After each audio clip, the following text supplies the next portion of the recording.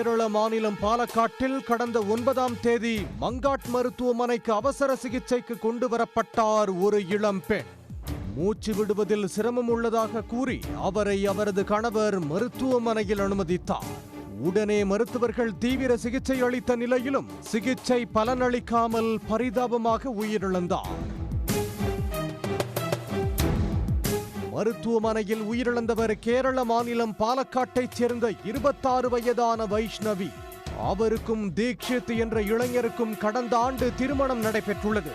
திருமணமாகி ஓராண்டுக்குள் மனைவி உயிரிழந்ததை பார்த்து தீக்ஷித் கதறி துடிக்க பெற்றோரும் வேதனையில் கதறினர். இதனிடையே வைஷ்ணவியின் உடல் பிரேத பரிசோதனை செய்யப்பட்டது. இதன் அறிக்கையை பார்த்த மருத்துவர்கள் அதிர்ச்சியில் உறைந்தனர். காரணம், வைஷ்ணவி இயற்கை மரணம் அடையவில்லை என்றும் அவர் கழுத்தை நெரித்து கொலை செய்யப்பட்டிருப்பதாகவும் பிரேத பரிசோதனை அறிக்கையில் குறிப்பிடப்பட்டிருந்தது. இதுகுறித்து போலீசாரிடம் மருத்துவர்கள் தெரிவித்ததை அடுத்து விசாரணையை தீவிரப்படுத்தினர். வைஷ்ணவியை தீக்ஷித் தான் மருத்துவமனையில் அனுமதித்துள்ளார்.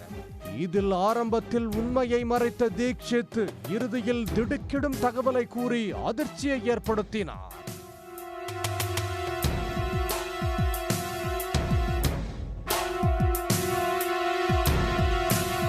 வைஷ்ணவிக்கும் தீக்ஷித்துக்கும் திருமணமாகி இல்லற வாழ்க்கை நன்றாக சென்று கொண்டிருந்த நிலையில் திடீர் என பிரச்சனை வெடித்துள்ளது.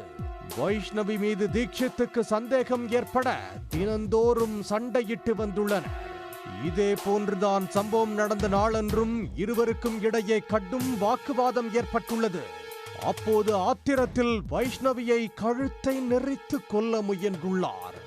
இதனால் மூச்சு திணறல் ஏற்பட்ட வைஷ்ணவியை மருத்துவமனைக்கு கொண்டு வந்து சேர்த்துள்ளார் தீக்ஷித்.